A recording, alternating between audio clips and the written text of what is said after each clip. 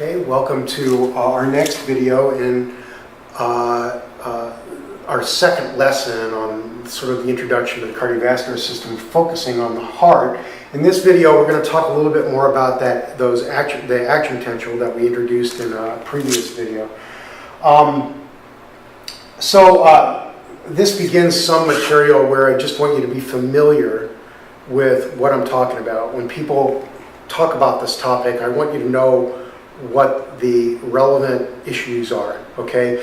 But this isn't the kind of thing that you're going to see on a quiz associated with, for instance, the first CBCL. I promise you that. Nevertheless, action potentials are going to come up. They're going to come up early, and we aren't going to address them in detail until late in the course. So this is good information to have, just so you recognize. Otherwise, you're going to get lost in the discussion, okay? So, as I said, an action potential, this is a change in transmembrane potential, transmembrane voltage, and it is the voltage inside the membrane, inside the cell, relative to the voltage outside. So when we have a negative voltage, let's say our resting potential of -90, that means we have more negative charge on the inside than the outside. Or another way to say that is we have less positive charge on the inside than the outside, either one or both. They're probably both, okay? It is both. All right, so this is the ventricular action potential. This is the pacemaker for the SA. This is the SA nodal action potential. The SA node is the pacemaker for the heart, okay?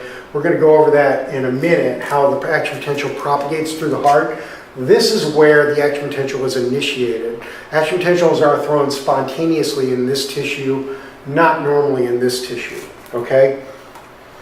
So first notice that the resting potential -90 in the ventricular, and it is steady until we get an increase in voltage, and that increase takes place when my sister, her action potential propagates to me, and she depolarizes my membrane, and the voltage in my membrane goes up. That's what you are seeing here, okay? She causes the action potential to fire in me. She causes the voltage to go up. In an SA nodal cell, it's different. This is a steady resting potential that doesn't change until that voltage shoots up. This resting potential is going up gradually.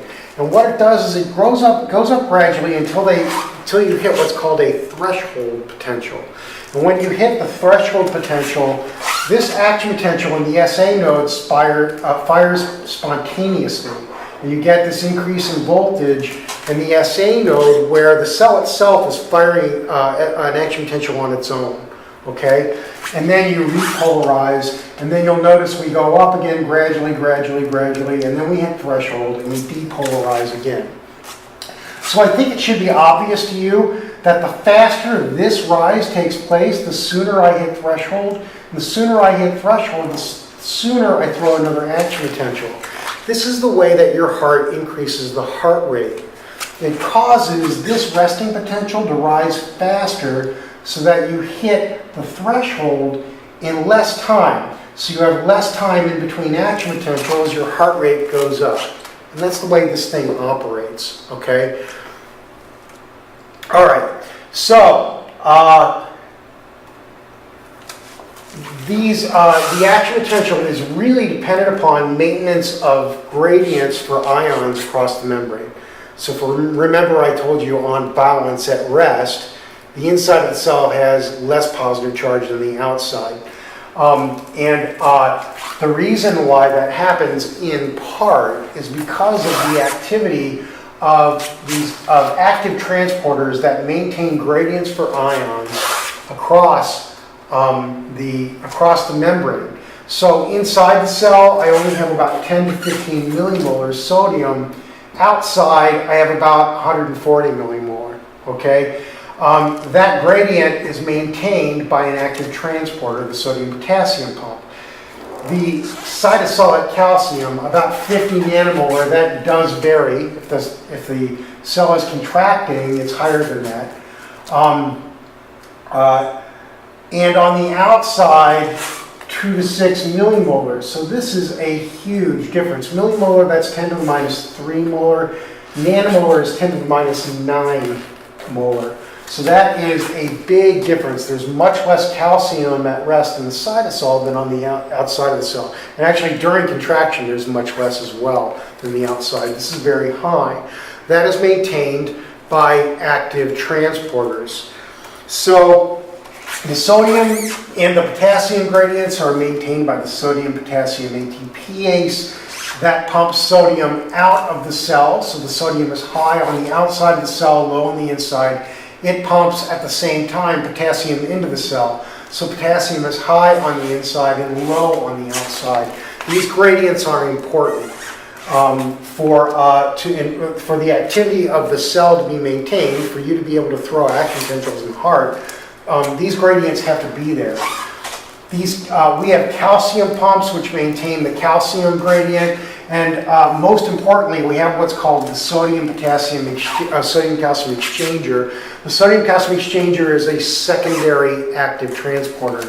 It uses the sodium gradient and the tendency for sodium to want to flow from high concentration to low concentration. As the sodium flows that way, this transporter insists that calcium go the other way. So calcium is actually transported out of the cell from low concentration to high concentration as sodium is allowed to flow in. So this is a secondary active transporter, okay? And you guys have been through membrane transport in the last block, and I do expect you to know that and be able to apply your knowledge of that material. For now, you should, please recognize that you need these ion gradients to establish potentials in the cell. The resting potential is going to be largely dependent upon establishment of that potassium gradient. I'll tell you why later. You don't need to really know why. Just recognize that that gradient has to be there, or the resting potential will not be minus 90, and that is typically very bad for the cell. So knowing that those gradients are necessary, what do you think happens if there's no ATP in the area? Let's say as in a myocardial infarction, where you've cut off blood flow to the area, and that means you've cut off oxygen, and that means you're not making ATP, and there's not enough ATP in the cell. What do you think that's going to do to the membrane potential? What do you think it's going to do to that cell's ability to throw an action potential? Okay, let's put it this way. As you might have guessed, it's not good. The membrane potential, the resting membrane potential, migrates towards 0 millivolts and won't be minus 90 anymore because there's no potassium gradient anymore. And if this happens, that's very bad. That basically means that your cells can't contract. One reason why myocardial infarction, not a good thing, right? Not a complete waste of your time, and we'll talk about that in enormous detail, and I hope you recognize why that enormous detail is necessary. These action potentials can be categorized into two categories. Fast response action potentials, basically that means that this rise in the action potential really fast. Slow response action potentials, this rise is slower, and although it's not as evident, this rise is slower. It is not as sharp as this rise where you're really traveling a lot of voltage in a very short period of time, like a millisecond. In this case, it takes more than that. So those are two types, and of course this is typically what you'd see in the SA node. This is typically what you'd see in ventricular myocytes. So having said that, let's talk a little bit about how the action potential propagates through the heart, okay? As I said, we start with our SA node, that is where your action potential is initiated. These throw action potentials spontaneously, periodically. In a healthy heart, it would be once every just less than a second. Let's say if your heart rate is 70, or if it's 60, then it's once every second. All right. So your action potential starts here. Okay. And this is your SA nodal action potential, and see this line, it's pointing to roughly where the SA node is, okay? And your propagation is going to start there, and you'll notice in this figure the action potentials are lined up in time. And I'll show you why that's convenient for us here in a moment. So from there, the action potential propagates through the atria, the left atrium and the right atrium. It So this is your atrial action potential. You'll notice it fires right after the SA node, and the reason it's right after the SA node is because it takes time for the action potential to propagate from here to here, let's say, in the atrial muscle, okay? So we have our atrial action potentials here, and I also want you to notice that if I were to draw a line, this is our ECG lined up with these action potentials. If I were to draw a line up from this from this P wave up through, you would see that it lines up in time with about where the atrial action potentials are firing. And the reason is because the P wave represents the depolarization of the atrial cells, meaning this is where the atrial contraction is being initiated, okay? The action potential then propagates to the AV node. The AV node is the only point of electrical communication between the left ventricle and between the ventricles and the atria. Okay, if the action potential wants to get from the atrium to the ventricle, and it does, it must go through the AV node, which is a fairly small, maybe about the size of a grain of rice, piece of tissue that lies right in between. Okay, and the rest of this has fibrous tissue in between, and that means that that is a tissue that won't fire action potentials. So it's an insulator. So the action potential can only get through the AV node, okay? And that's this action potential here. And the propagation is pretty slow through the AV node. And the reason it's slow is because once you depolarize your atria, you want to give them time to contract and inject blood into the ventricle before you start ventricular contraction. So that pause is pretty important to the function of the heart, okay? We then propagate through the Purkinje fibers, which line the endocardial layer of the heart. They are particularly located in the bundle of His, which runs along the ventricular septum here. And so we have firing of the action potential in the Purkinje fibers, and the action potential propagates from cell to cell through the Purkinje fibers, down the bundle of His, and then out along the endocardium. Okay, and so it's literally spreading very rapidly along the endocardium, along the inside, the inner layer of this ventricle right here. Okay, and it spreads that action potential out.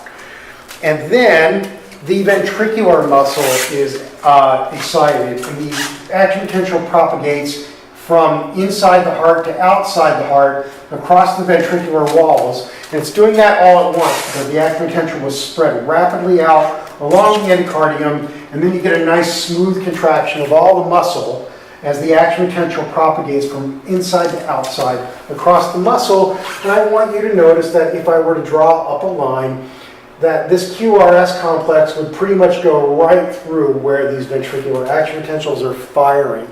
So the QRS complex in the EKG represents depolarization of ventricular muscle, and this is where the contraction of your cardiac cells begins. So this represents the beginning of contraction, the beginning of systole on our Weger's diagram.